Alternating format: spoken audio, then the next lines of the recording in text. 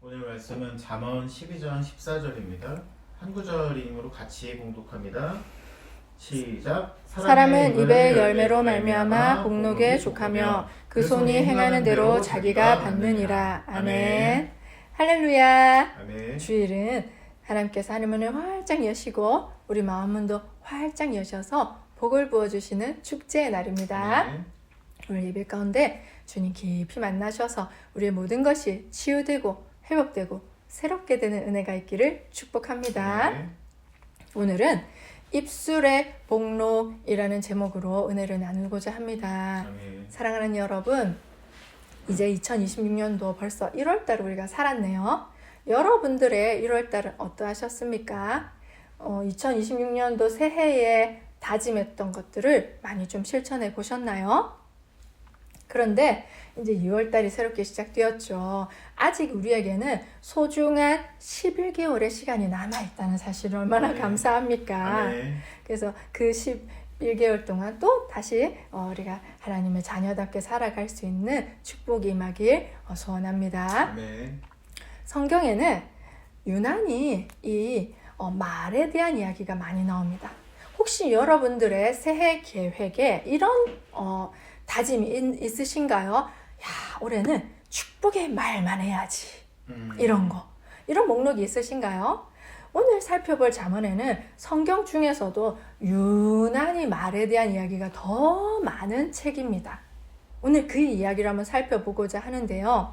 오늘 우리가 읽은 본문도 입의 열매에 대한 이야기를 하고 있죠. 우리 잠언 12장 14절 볼까요? 사람은 입의 열매로 말미암아 복록에 족하며 그 손이 행하는 대로 자기가 받느니라. 아멘. 아멘. 사람은 입의 열매로 말미암아 복록에 족한다고 하죠. 이 복록은 축복인데 좀 더 구체적으로 그거를 풀어보자면 그냥 왜 우리가 하나님 내려주시는 복이라는 말도 있잖아요. 근데 이게 복록이란 말은 여러분들 좀 잘 들어보지는 않는 말이잖아요. 이때 복록할 때 복자는 말 그대로 하나님께서 우리에게 부어주시는 은혜, 평안, 축복 이런 것들을 말하는 것이죠. 근데 록자는 여러분들 이런 말 들어봤어요. 나는 나라의 녹을 받아먹고 산다. 그 녹자예요. 그러니까 월급이잖아. 월급 1년에 받는 돈일 수도 있고 다달이 받는 돈일 수도 있고 그것은 어쨌든 생계 유지를 위해서 나라에서 받든 기업에서 받는 거잖아요. 그런 거예요. 록자는. 내 몫으로 받는 그 눈에 띄게 보이는 현금이라든가 그때 옛날에는 쌀 이런 것으로도 받았으니까 어쨌든 먹고 살게 해주는 그 록이에요. 그러니까 이 복록이라는 것은 그냥 두루뭉실하게 하나님의 축복 이게 아니라 우리가 살아가는 데 필요한 일상생활에서 필요한 구체적인 그 복을 말하는 것이죠. 그러니까 마음의 평안과 영혼의 잘됨 뿐만 아니라 우리 관계 속에서도 관계가 형통하고 관계가 부드럽고 신뢰가 있고 부드러운 평안한 관계, 가정생활에서도 직장생활에서도 또 평안함을 누리는 그 상태, 또 내가 사소한 일상의 크고 작은 필요들이 채워지는 그런 구체적으로 내가 피부에 와닿는 복을 말하는 거예요. 아멘. 그러니까 우리가 생계를 유지하고 이 세상을 살아가기 위해서 반드시 필요한 것이 바로 복록이죠. 근데 이게 입술의 열매로 말미암아 내가 그 복록을 누리게 된다고 합니다. 자, 이러한 복이 입술의 열매로 온다고 하는데 잠언은 유난히 이러한 입술에 대한, 입의 말에 대한 그 중요성을 강조해요. 자, 우리 잠언 18장 20절로 21절 볼까요? 사람은 입에서 나오는 열매로 말미암아 배부르게 되더니 곧 그의 입술에서 나는 것으로 말미암아 만족하게 되느니라. 죽고 사는 것이 혀의 힘에 달렸나니 혀를 쓰기 좋아하는 자는 혀의 열매를 먹으리라. 아멘. 아멘. 오늘 본문과 똑같은 내용이죠. 이게 죽고 사는 것이 혀의 힘에 달렸대요. 그래서 혀의 열매를 우리가 먹는다고 하네요. 그러니까 우리가 만약에 축복의 말, 선한 말, 긍정의 말을 하면 그런 축복의 열매, 긍정의 열매, 선한 열매를 먹게 될 것이고 만약에 우리가 악한 말, 저주의 말, 부정적인 말을 하면 그와 똑같은 악한 열매, 부정적인 열매, 저주의 열매를 먹게 된다는 거예요. 참 얼마나 무섭습니까? 또 잠언 13장 3절 입을 지키는 자는 자기의 생명을 보존하나 입을 크게 벌리는 자에게는 멸망이 오느니라.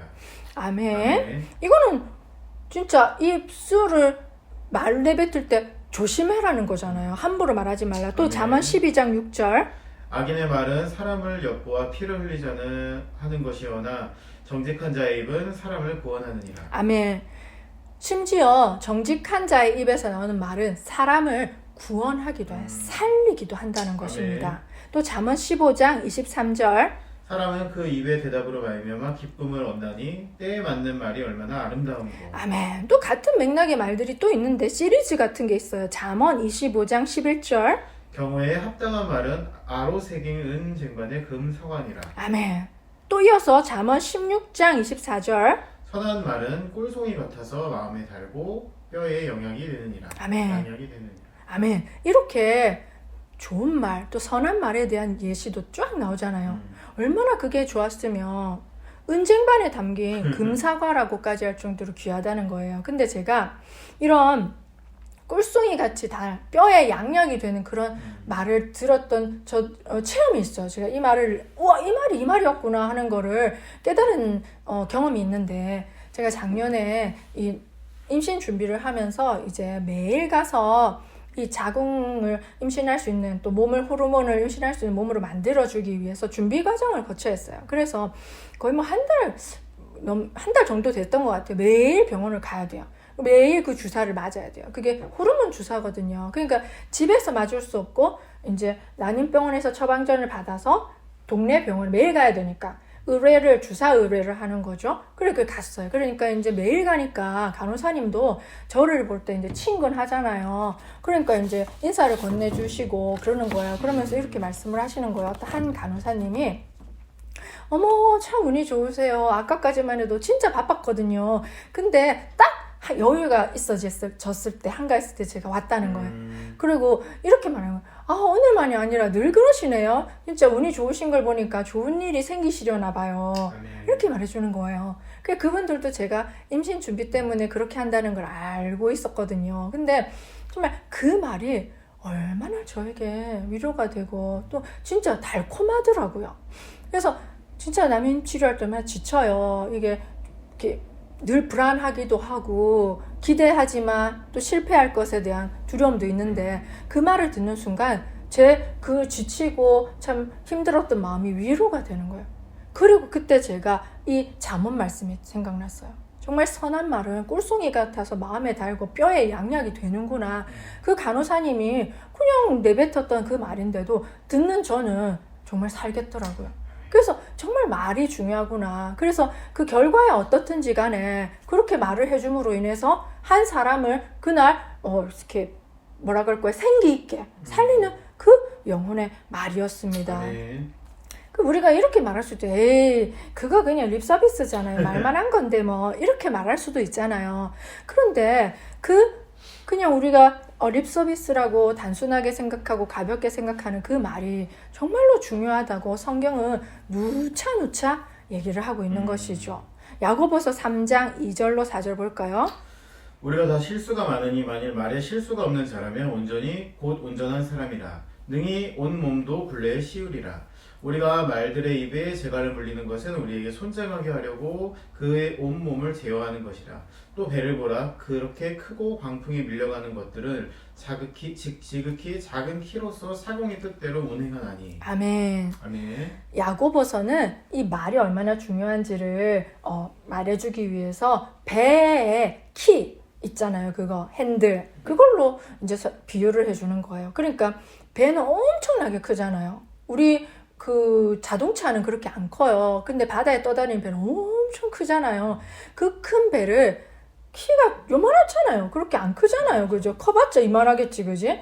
그러면 그 큰 배와 키의 크기를 비교하면 정말 잽도 안 되는데 이 키로 배가 움직이니까 생각해보세요. 그죠? 그런데 우리 혀가 그렇다는 거예요. 혀가 정말 작잖아요. 이렇게 보면. 근데 우리가 말 내뱉은 거, 이 말이 큰 배를 키가 움직이는 것처럼 우리 내뱉은 말이 우리 전체 인생을 움직여 간다는 거예요. 아멘. 이렇게도 갔다가 끌고 갔다가 저렇게도. 그러니까 좀 이렇게 와닿잖아요. 그죠? 그런 핸들과도 같다는 거예요. 자동차로 치면. 자, 또 야고보서 3장 5절로 8절.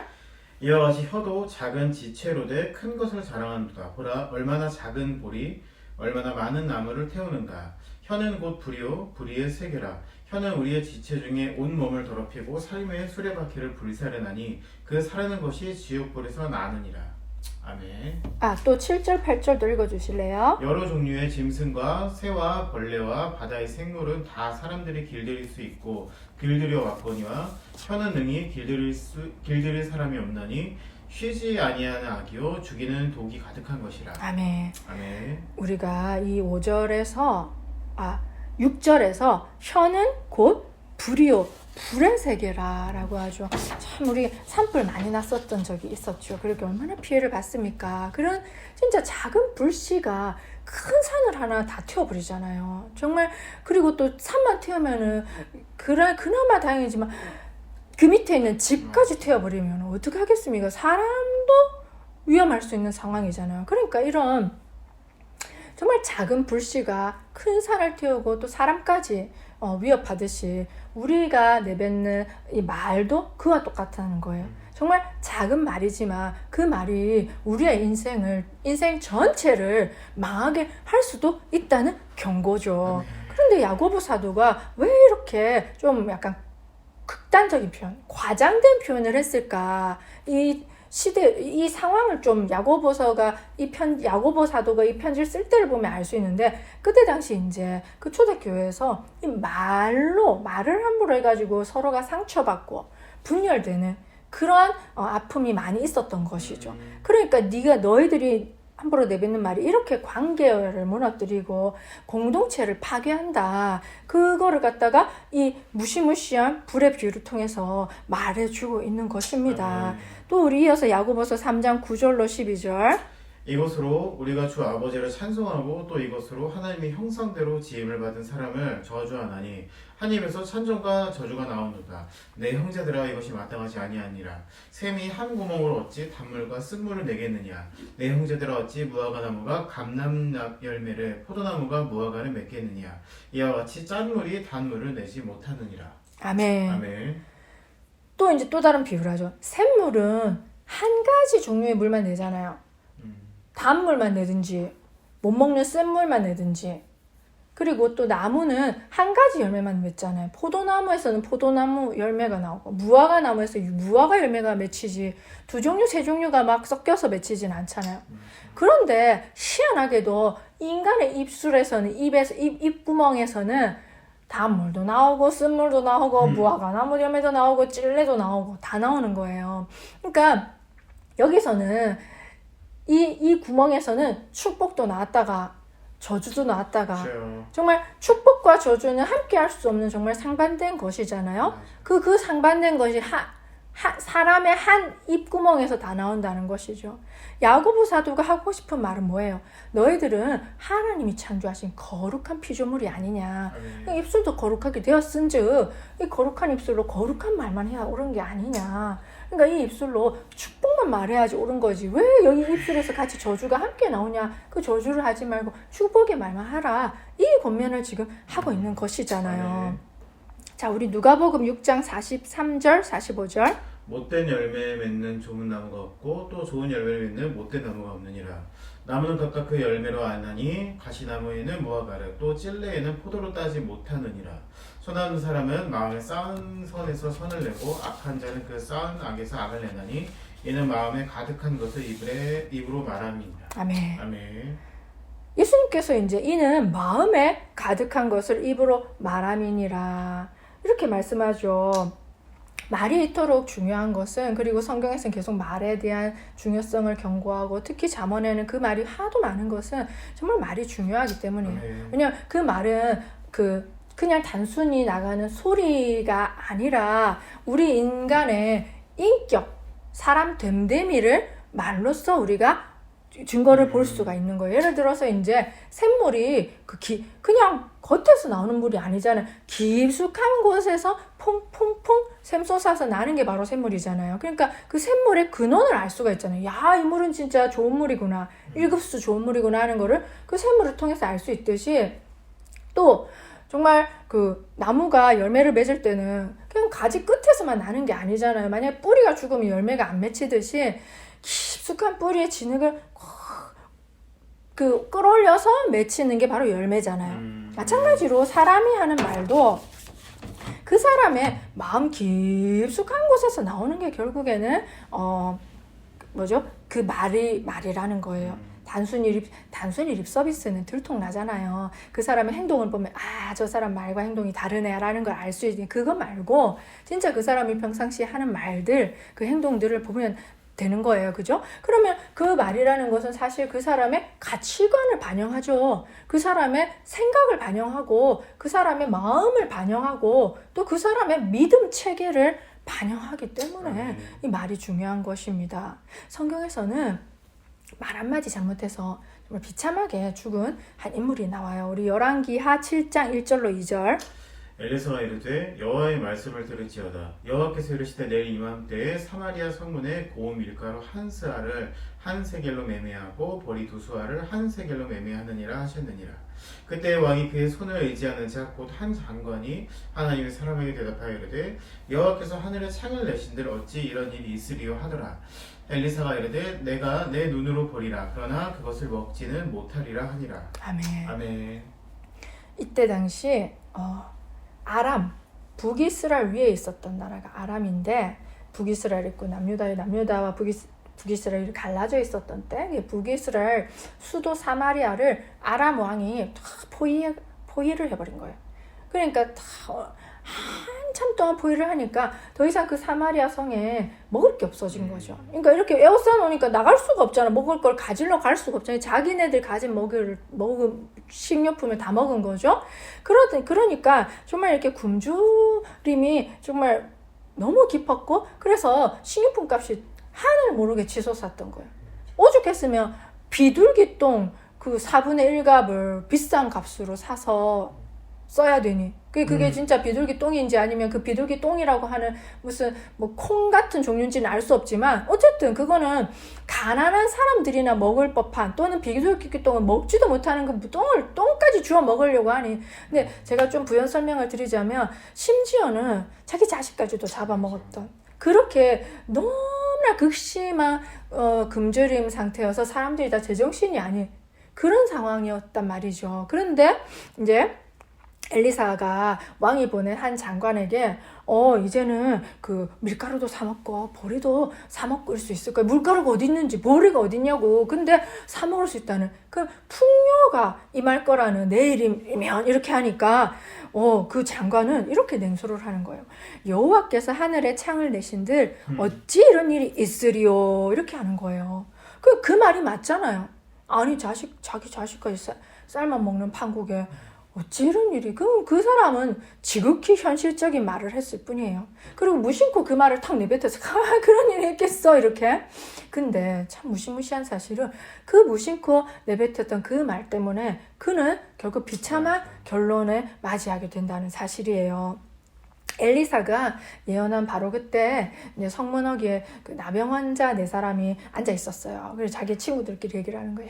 우리가 이래도 죽고 저래도 죽으니 우리 그냥 아람 군대 가서 항복이라도 하자.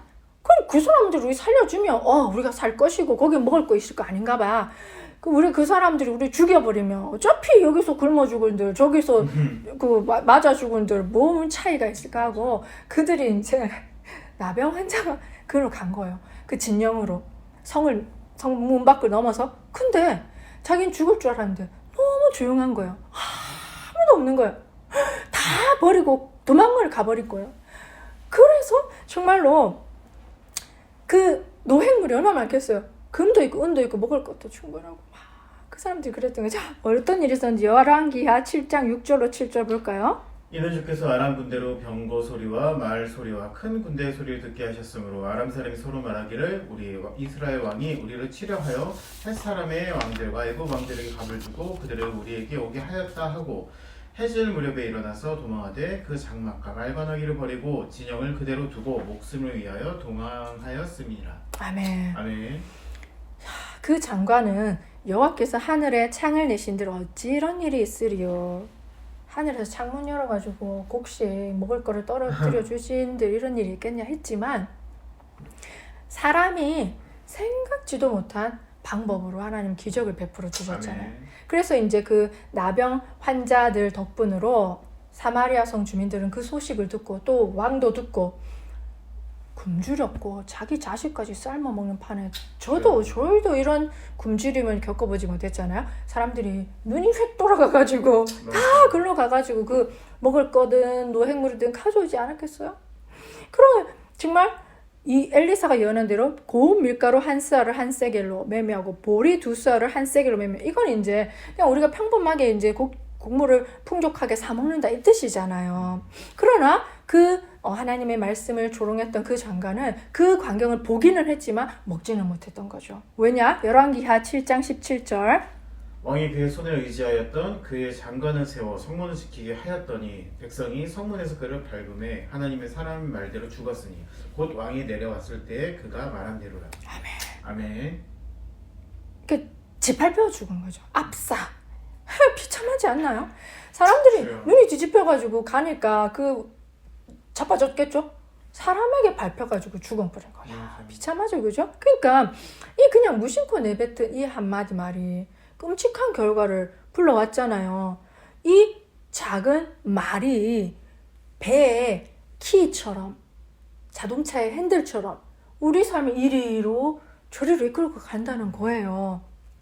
그렇다면 우리가 진짜 어떤 말을 해야 좋겠습니까, 여러분? 그걸 생각해 보자는 거죠.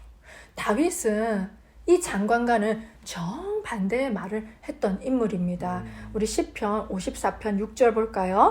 내가 낙헌제로 주께 제사하리이다. 여호와여 주의 이름에 감사하오리니 주의 이름은 선하심이니이다. 아멘. 다윗은 낙헌제로 주께 제사하겠다고 했는데 이 낙헌제는 즐거울 낙자예요. 기쁨의 제사, 감사의 제사를 드리겠다고 주님께 말을 하죠. 그런데 이 고백을 할 때 다윗의 상황은 절대로 감사하거나 기뻐할 수 없는 상황이었어요.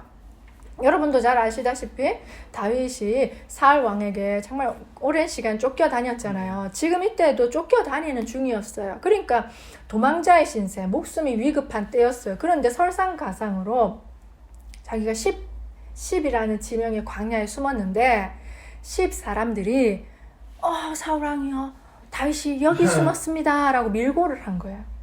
근데 10 사람들이 어떤 사람이냐면 유다 지파예요.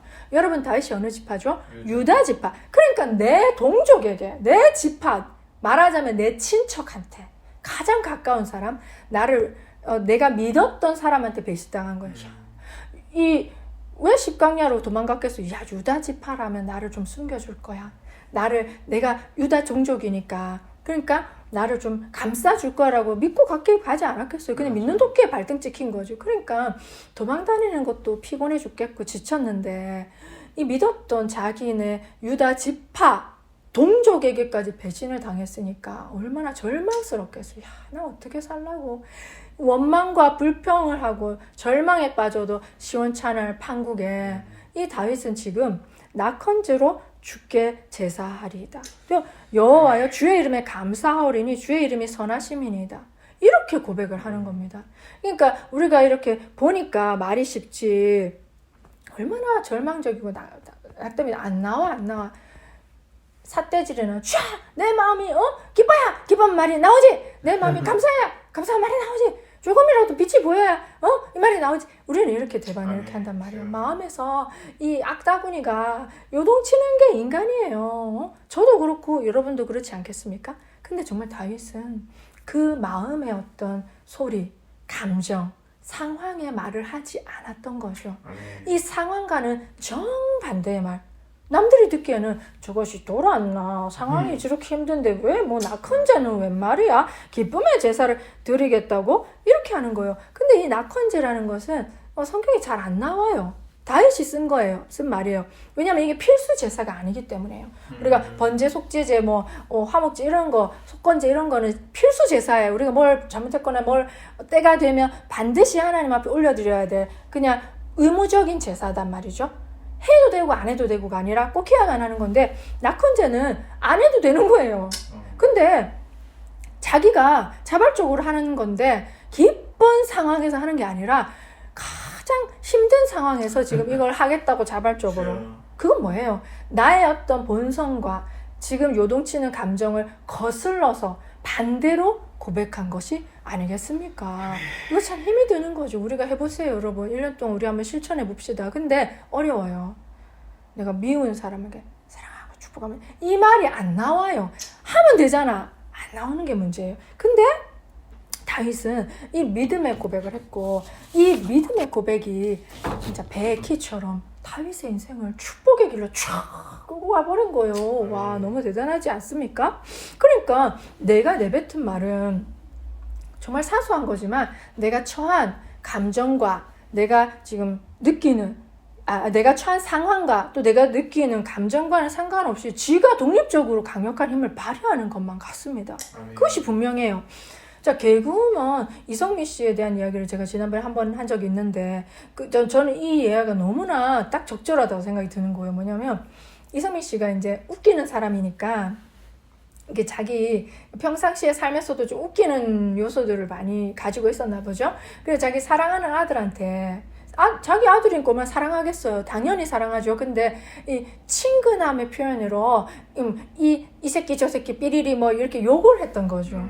또 개그우먼이기도 하니까 웃기려고 우리가 욕들면 웃기고 재밌으니까 그죠? 그래서 이제 자기가 사랑하는 아들한테도 그냥 평상시에 그냥 친근함의 용어로 그렇게 욕을 그냥 늘 했대요.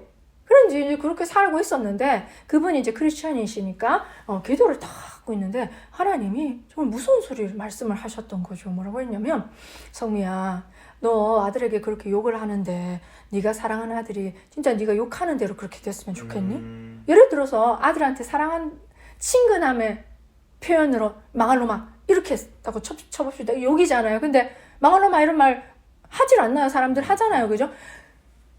망할 놈아. 네, 진짜 아들이 망하길 바라냐고. 그렇게 하나님 무시무시한 말씀을 하셨다. 이성미 씨가 깜짝 놀래가지고 아니 저는 아들한테 친근함의 표현으로 애정의 표현 여기 어디냐고. 와, 하나님 그 말씀 하시고 뒤로는 네가 사랑하는 아들한테 그렇게 얘기해도 니는 네 본 뜻은 그게 아닐지라도 네가 욕한 대로 그 아이가 간다는데 네가 그럼 계속 하겠냐 해서 와, 그때부터 욕을 끊었대요. 웃기려고 재밌게 하려고 했던 말도 이제 딱 끊어버려. 욕을 진짜 잘했다고 하더라고요. 맛깔나게. 근데 보세요, 여러분. 이 내가 내뱉는 말은 내 감정과 상관없이 힘을 발휘한다는 걸 여기서 알 수 있지 않나요? 아니, 엄마가 사랑하는 아들한테 한 그 욕이 뭐가 무해하겠냐고요. 해로운 게 하나도 없을 거 아니에요. 맞잖아. 사랑하니까 사랑하는 아들한테 한 건데. 근데 그 나의 사랑하는 감정과 상관없이 그 욕이라는 저주의 말은 자기의 독립적인 힘을 가지고 하면서 내 아들을 저주의 길로 멸망의 길로 인도한다는 거예요. 반대로 아까 다윗이 정말 기쁜 마음, 감사의 마음, 일도 없었다니까요. 여러분 다윗이 뭐 특별하겠어요? 우리랑 비슷하겠지? 일도 없었는데 그분은 훈련된 믿음의 사람이기 때문에 입술을 지킬 수 있었던 거예요. 그러니까 내 감정과는 상관없이 안 기뻐, 기쁨의 말, 안 감사해, 감사의 말을 한 거예요. 그게 독립적으로 힘을 얻어서 나의 인생을 기쁨의 길로, 나의 인생을 감사의 길로 인도해 가는 거 너무너무 신기하지 않습니까? 그러니까 여러분 우리 이런 말은 안 해야 돼요. 목사님 마음이 안 우러나와요. 안 우러나와도 괜찮아. 그게 우리의 무식함이에요. 무식함. 우리가 얼마나 성경을 몰랐고 이 말의 권능을 모르니까 하는 소리야. 사랑하는 여러분, 마음과 달리 말해도 돼요. 목사님 저는 저 사람 안 사랑하는데 예, 괜찮아요. 말은 내 감정과는 별개라는 사실 우리는 기억해야 돼요. 그래서 내가 사랑한 마음이 없어도 사랑합니다. 축복합니다. 이쁘네. 이렇게 하면 그 말이 그걸 따라가는 거예요. 그래, 내가 부정적인 마음이 하나도 없는데 내가 부정적인 말을 하고 안 좋은 말을 했을 때 내 의도와는 다르게 그게 힘을 얻어서 또 부정적인 길로 가버린다니까요. 걔는 내 소관이 아니에요. 여러분 길들여지지가 않아요. 그러니까 여러분 어떤 말을 해야 옳겠습니까? 진짜 참 이게 많은 생각들을 하게 합니다. 아멘. 사랑하는 여러분, 우리가 입술로 내뱉는 이 내 말이 나의 삶을 결정합니다.